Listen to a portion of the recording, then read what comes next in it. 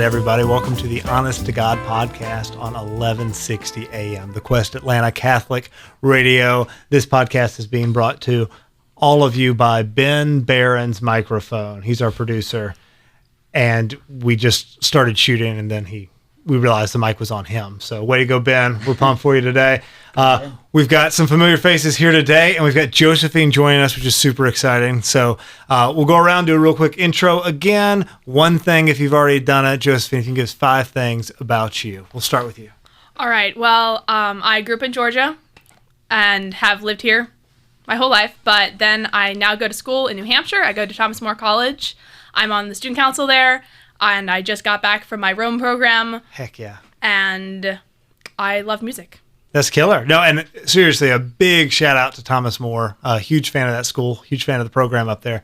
That's one of those fantastic Newman schools, those small, authentically Catholic schools that I cannot recommend enough. So way to go. Amazing. Good decision-making skills going to Thomas More. Thank you. JJ, what you got? New fact. New fact. I mean, I'm one of 12, 11 more siblings, so my family is officially cheaper by the dozen. While I do like that, Hannah already said that, and because she's one of your siblings, you have to come up with a new fact. I'm sorry. Okay. I don't make the rules. You make them up, right? I make them up as I go, yeah. I go hunting from time to time. Took down my first monster deer when I was 9. Congratulations. Yes. Okay, awesome. Abby. I thought I was going to be a film director in Hollywood, and the Lord had other plans. Killer. Okay. Dan.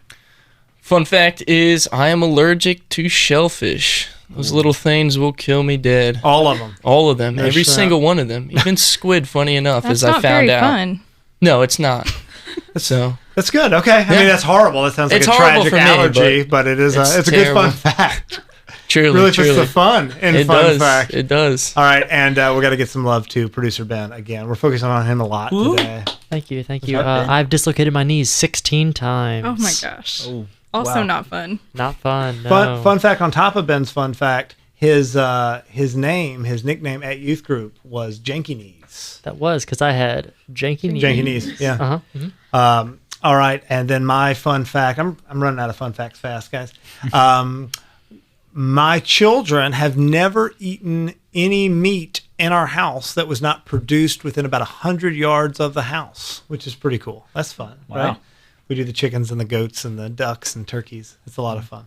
All right, guys. So today, I guess last time we focused on building authentic community. Today, we're going to focus on finding authentic Catholic community in college specifically. So everybody here has had some experience with college. Some of us work professionally in solid, authentic Catholic communities in college. And I just want to open it up. Once again, not about building, but about finding. You show up at a brand new school. How do you find authentic Catholic community? JJ, what's up? Well, I my home school is Georgia Tech, so things were definitely made easy enough for me in that before going to Georgia Tech, I had everyone say like, "Oh, the Catholic Center there is great. You got to visit the Catholic Center. It's great." And so, but of course, that just makes me think what I did, I would hope would work for most people, and just type in your school's name and then Catholic Center into the GPS. Sure. And that's usually a good start if your school is big enough to have all the coordinates ready to go. So you went to Tech. Was the Catholic Center as good as everybody said it was? Did you enjoy it? It was really great. I'm taking a kind of sabbatical this semester, but I've got, just from the time I was there, I've got someone who's actually came to my church because I met him there, and he's married now in the church that he came to. Cool. And him and his wife are just both awesome people. And I've got I know people there who randomly I'll hear from a friend that, "Oh, I saw this person who said they know you at this retreat or this seminary. Come and see." It's pretty surreal. Yeah. That's fantastic. What else? Catholic community? Finding it, locating it. You've got one, Ben? I've got one. Rock and roll. So Producer Ben. I chose not to go to college. 2 years in now to my not going to college. And I found very quickly after leaving high school that it's hard to make friends outside of school. So I went to the closest school and found their Catholic center. Wow. Yeah. All right. So that's a hot tip. And I found that through a friend who also went to there. I was unsure if they would let in an outsider like myself, especially with the condition. But I found that it was super welcoming, and because I was from the area, I found that turns out there were other friends that I knew there. Right. And so welcomed in just immediately, and it was great, and I loved it. Yeah. That becomes less effective the older you get. If you are listening to the Young Adult Podcast and you are 62, do not go to your local college. Yeah, this tip is for Trying to a make small friends. range of people. Right. Yeah. Right. There gets to be an age pretty quickly. Like if you wouldn't be enrolled there, you shouldn't hang out around there. Right. Yeah. Good tip. No, that's great. Dan. I think just to bounce off of that, just for sake that the mention was brought up that he did not go to college and he's been 2 years not going to college. I, as people have probably heard from the past episodes, have dropped out 5 times at this point. So definitely going to college, well, when I was in the age group of being in college, going to the college centers, that's an awesome way to find community. But for people who may be outside of that age group where it's acceptable to go to colleges and the Catholic centers there, going to local churches, finding the youth groups, finding groups that you can volunteer with. I mean, every church has way too many that I can count off of one hand, mostly because I can only count to 3, but... I like how that's been a recurring theme the last couple episodes. Oh, it's terrible. Dan can count to 3. Count and to 3 and no more. Count to 3 and no more. He has no idea how But many at people are least in you this got the room. Trinity. No, I mean, exactly. Like, you're good. That's Exactly. I get the important counting done. I know there's at least 3 people in here, at least that I can count. But I digress. The churches, local churches, they will have groups and communities there that you can join. They'll be more than happy to have you join them. And they will range from in between 3 and a lot more than I can't count. No, I love that though. The idea of if you can find a place where people aren't forced to be, right? They want to be there. My mantra when I was running a youth group in the Atlanta area was I fought forever against making it a mandatory requirement to attend youth group for confirmation or something. Because the idea was if you're with a bunch of people who are forced to be here, even if you're one of the people who does want to be here, it's gonna kill the whole feeling of everything. It's gonna take everything down, the tone down, and I think that applies even more so when you get older, right? Josephine. Well, just going to a small Catholic college. I mean, I went to a smaller Catholic high school, and just like what you were saying, the community was good, but then going to a college that was also small and Catholic and had such a great community because we all were choosing to do that instead of, when it's high school, it's not your choice. Right. But in college, we're all there and it's our choice and we're choosing to learn what we're learning and we're choosing to come to a Catholic college. So I think it adds so much to the community because of that. Absolutely. I mean, some of my dearest friends that I've made since college were from things like doing Exodus 90 together. It was almost like, let me find the least pleasant thing that I can do that's also good for me and find other people who are doing that and say, okay, well, clearly we agree on a lot of the really important stuff. Now we can have friend tryouts and see if we like each other or not. Yeah. And of course, I love that you brought up Exodus 90. I'd like to think that I've hopefully saved my parents a few cents in terms of the water heating bill. Nice. For all the cold showers. But yeah, Ben was talking about like you get out of high school and you realize it's kind of harder to make friends, and kind of makes me think something I heard about as like the secret to making friends, which makes a lot of sense, is just find a place to go to and go to it consistently. Sure. And in high school, we're all forced to do that, and that's why people have fond and very bad memories of high school.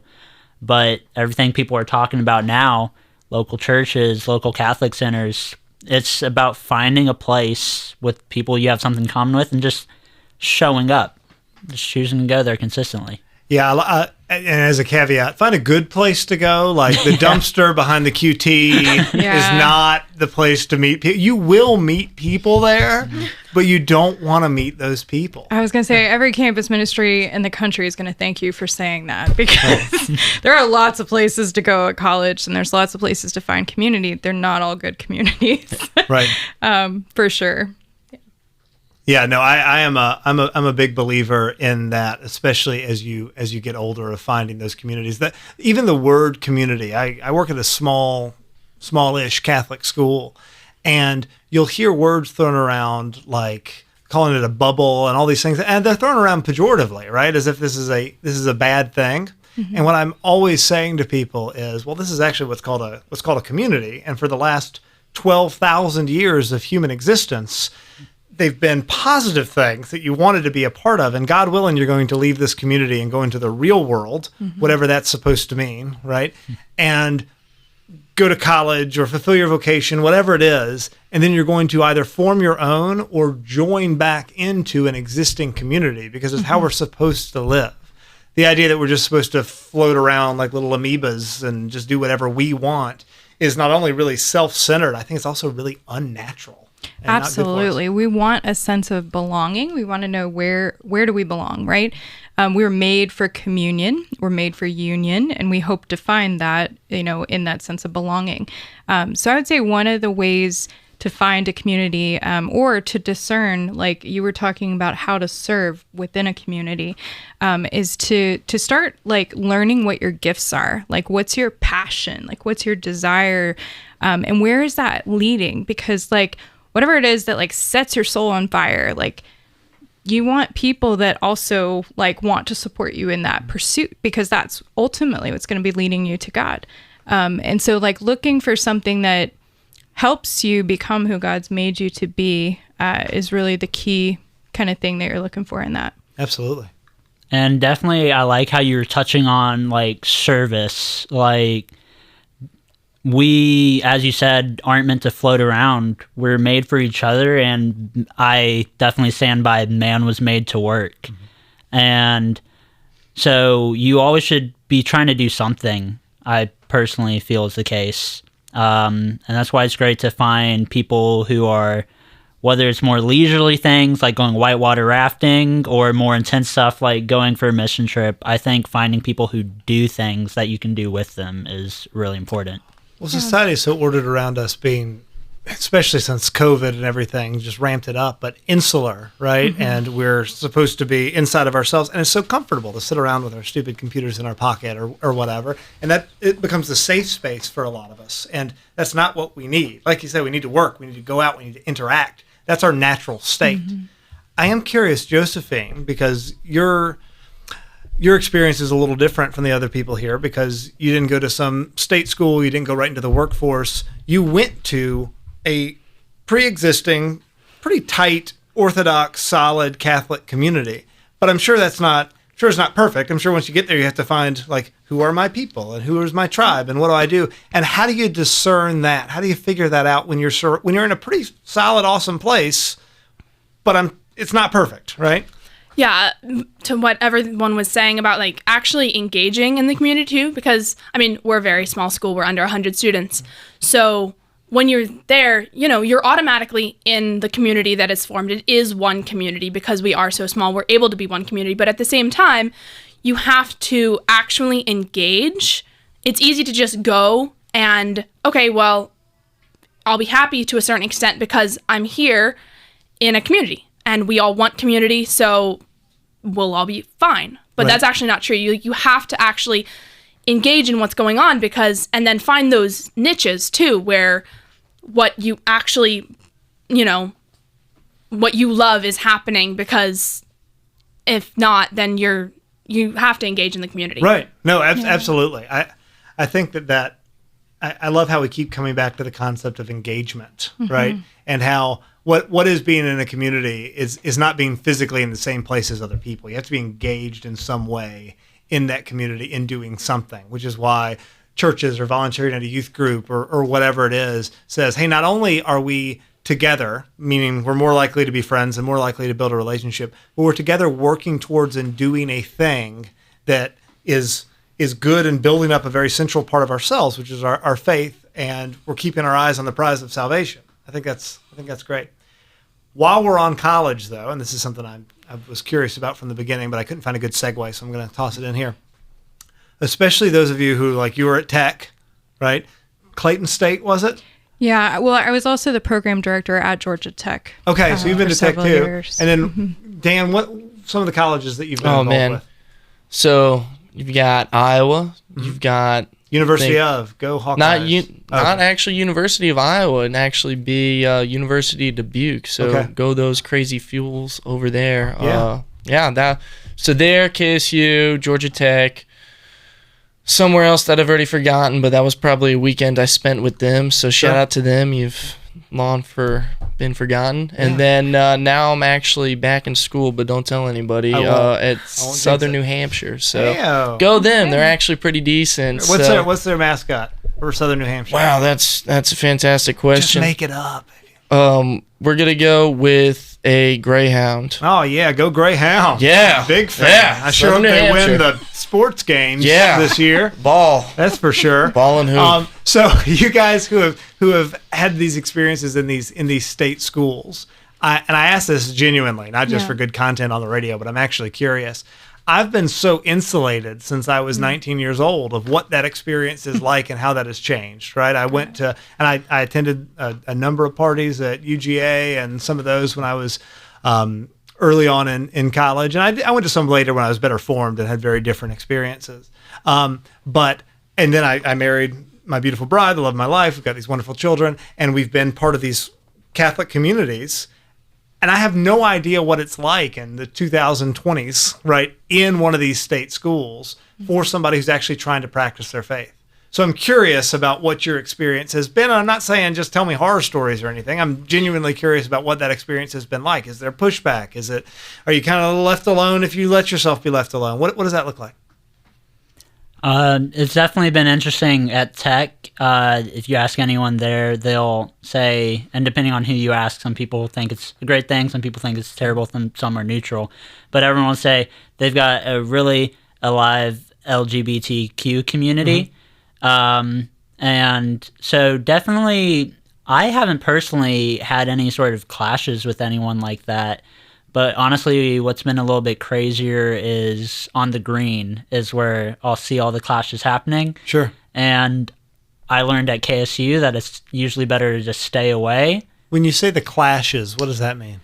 Well, it usually starts with some sort of sign, whether it's abortion is murder or not accepting or gay rights is equal rights. It's always some sort of sign.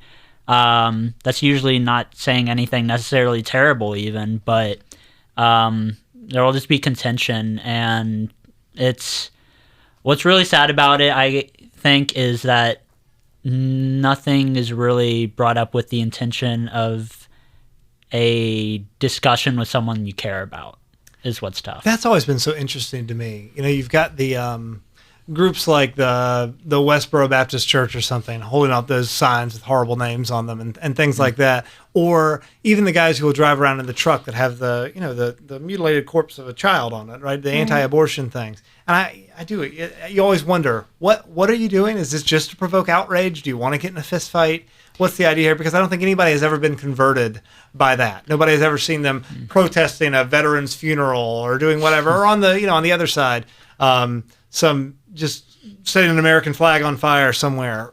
I don't understand what the idea is. And I honestly do think on both sides that there's just an emptiness that they're desperate to fill in some way. Let me fight for something and live for something. I've got nothing to fight for, nothing to live for. So I'm going to attach myself violently to this ideology and just roll with it. Yeah, and I think, too, it speaks to the bigger problem that we're seeing in culture right now where we've lost the art of dialogue. We've lost the ability to have a conversation. 10 years ago, when I would table on a campus, we were able to have really fruitful discussions and conversations. What is tabling on a campus? Yeah, so it's a very common practice with campus ministries. Basically, those of us that work in campus ministries, we just show up on campus, we set up a table with the intent of meeting students and finding the students that aren't necessarily going to find us by doing the Google search or Newman Connection, as we mentioned in the last one, which is a great service that helps us reach so many people. that we otherwise wouldn't connect with. They work with schools and parishes to get campus ministries connected to college students. But tabling is kind of our bread and butter. Like, it's our evangelization. It's our barehanding, as they call it, when we go out and we fish on campus. And we're just really we're trying to have these conversations. So 10 years ago, we could set up a table and we could have these meaningful conversations with students and really connect and find a lot of them. Now, when we set up a table, we usually have somebody who is against the very thing that we're for, that will deliberately set up a table across from us in order to counter whatever the message is that we're putting out. It's immediately controversial, it's immediate contention, and the goal behind that, right, is to create chaos, because you can't have conversation in the midst of chaos, and people can't experience care and compassion or, a sense of welcome when you're on the defense, and you're having to like fight against something else. And so the temptation in that has, for those of us that work in this type of ministry, has been to fight that, right? Which really, that's a distraction. Like, I always say, like, we don't have to defend our faith. Our faith defends itself. We have to show people what it is, and we have to invite people into it.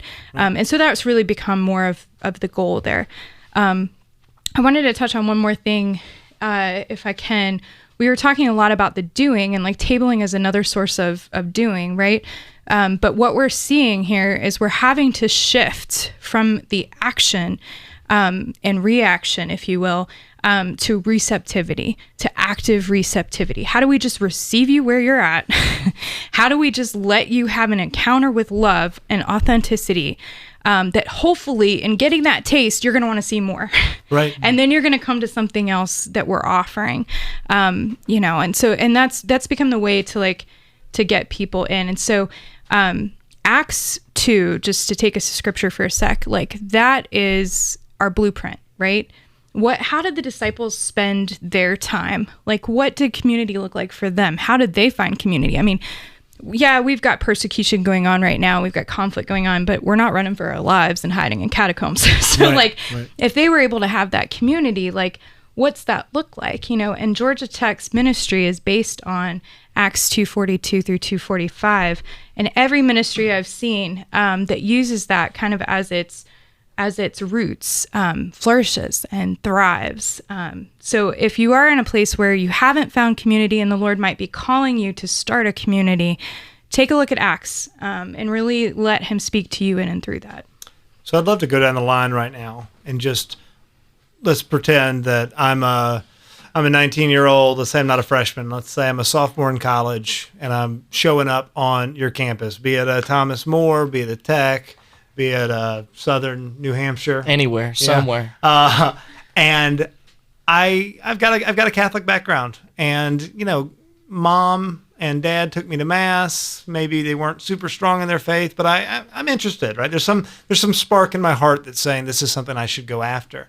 And I'm new to campus. It's new student orientation day or whatever, and I'm walking around your campus, and I am interested, at least in some small way, right? I've got that door still open a crack from a decent upbringing. I know there's something to this. I'm experiencing these challenges to my faith. How do I plug into the community that you're a part of, or a community that is going to help me grow in my faith and help me in my struggles toward salvation? How do I do that? Well, this is definitely coming from someone who's kind of been on the more like quiet, shy side a lot of his life.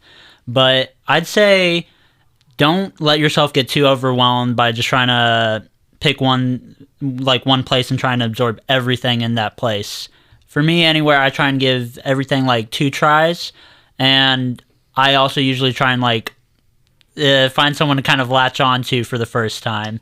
It helps a lot when, if that's the way you're comfortable. Like, find out how you're most comfortable relating to people, and kind of try and do that in the place you're at. Sure. Just try talking to a person at a time, I guess. Okay. Josephine? Yeah, I mean, Thomas More is unique because it's so small. And so, just if you were at Thomas More, I would say, talk to any student, because we're so small, every student is really involved in the community in some way. And if they don't know who is, who you should be talking, if you don't know who you should be talking to, if you talk to any student, they can tell you exactly the student and the student's name. But I really think, like JJ was saying, reach out and talk to somebody, because you run into people, and those people are connected to others, and they, you meet God and other people, and they can point you in the right direction, even if they themselves aren't the right person. And once again, just to double down, do it more than once. Do it more than once. Just say yes. It just starts with one yes, and then God's going to ask more, but just say yes. All right. Dan? I think really for me, if I was approaching somebody who was a sophomore, new Catholic, trying to find community, I think it just starts with that simple conversation. And then I think, as I mentioned in a prior episode, just giving them that kind of softball sale, like, hey, we're going to be getting a group together and going to go play sports, going to go out and get food, give them that easy into meeting the rest of the community. And then from there, it's just easy from there on out. No, I like that. And yeah, don't open with discussing the Tridentine doctrines of the Second Council of Constantinople and exactly the implications of that on their life. Yeah, I'll be honest. I don't think I would be able to open up with that. That went a little it's Trinitarian, above me. So it's still 3. That so is still 3. But you went for the complicated approach there, so yeah. But I like that. Don't overcomplicate Yeah. it, right? We're regular people. We're human beings. We like the same things. We have the same brokenness. Do that. All right. And I want producer Ben to answer the question, if that's all right. What do you do, Ben? Right now, and you can't say I go hang out at the North Georgia Newman Center. Go a little deeper, like. So I think ultimately, I think Dan said it really well. It's that bring them in with like the things that they really know and the things that they have already been connecting with, like throughout high school or throughout that first year, like finding those little groups that maybe they didn't fit into, but the things that like brought them in was like there were people there and games and pizza and just it's a fun environment. And then you can kind of, as soon as they're comfortable, go for the jugular and like really pull them in with the big things and get them excited for those things. I think is the big thing, is like show them a little bit of it and then show them how excited everyone else is. And I think that it's that excitement in the group that can get the one excited. Yeah, and then not opening with, we're going to go do a holy hour at 3 a.m. Do you want to go do that? Yeah, open with tacos. Tacos are definitely it's a neutral. Everybody loves tacos. Yeah. You know what? Our next show brought to us by tacos. All right, let's finish up with some of these guys. Everybody grab a popsicle stick, and you can self-censor if it's something that you're not comfortable getting into. You don't have to. Like that one. I'm going to give you this one, Ben. Let's see. I like... This one feels personal, John Henry. I get these that are just like simple yes/no answers, but they always feel pointed in a way. All right, let's start with Dan, and we'll move across. We'll finish with. Awesome. I had to choose out of the 3 which one I wanted to shoot myself in the foot with. So this one is, which musical artist is greatly overrated? And oh goodness, is there so many ways, as I said, I could shoot myself in the foot with this. But I will say any modern day country artist, because 100%. let's be honest, it's not real country. That's some dude. And I hate to sound like a country hipster, which I always sound like, but you are so totally correct on that. Give me some classics. Give me some classics. None of this new stuff. That's good. I like it. Shout out to Waylon Jennings. All right, Abby. Exactly. Have you ever pulled an all-nighter? Absolutely, more than I can count. And I thought it would end with college, but no, not when you work for the church. No, dig it. Okay, JJ. Would you rather only be able to whisper or only be able to shout we had everything? that one last time. Oh my god! No, you have to do this one instead. That's good. Okay, I dig it. What job would you be absolutely terrible at? I don't think I could be any type of dancer. I'm just not the right proportions. All right. I'd move in mysterious ways. Those of you Not the way God does. who can't see below the table, JJ literally has 2 legs, one of which is only 4 inches long, and the other, which is currently wrapped around behind my chair. Proportions are way off. I'm real at home with Dan though, because the number of fingers I have is less than 4 and more than 2. No, I'm kidding. Josephine. Would you rather have a third eye or a third arm? I think I would have to say... Wait, don't answer. Okay, but I have to tell you where they are. All right, so third arm protrudes directly from the top of your head. Okay? All right. Third eye is No, I don't want it here. I want it somewhere. Let's see. In your belly button. I think I'd go with the third eye. Third eye? Belly button Yeah. eye? Okay. You know, you can cover it up and no one has to know about the third eye. That's true. Or you could cut a little hole right over it in all of your shirts and then win every game of Marco Polo. You get a lot of chlorine in your belly button. All right, Ben.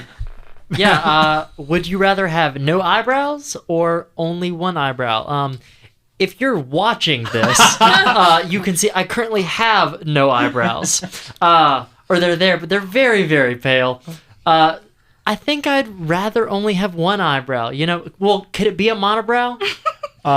Those are out of style right now. Yeah, no, okay, it can be a monobrow, but it's only here. So it's normal length, but it's just in the center. It's just right in the middle. Right. I think I'd go with that one. Okay. I feel like I'd get more like comments about it. It'd be a conversation That's starter true. more than anything. Yeah. Bold. That's what I'm gonna go with. Yeah. Mine is, have you ever eaten food out of a trash can? And the answer is yes, and you have too. And you're lying to yourself if you haven't. Like, it's not, you know, Of course you have. I've got all these kids and they throw away the food and it's a paper bowl and it's right there and I'm not wasting the chili. I'm sorry. It's on top. It's still warm. Like, I haven't dug through a trash can to eat one, but it's on top. It's my trash. You know, I'm okay with that. And that's a great way to end the show. So thank you guys all for being here. I so appreciate all of y'all coming down and being on the show. I hope to have a lot of you guys back. It's always a pleasure. Thank you, everybody, for listening. You are listening to The Quest, 1160 AM, Atlanta's Catholic radio station. Honest to God. Thank you so much, and God bless.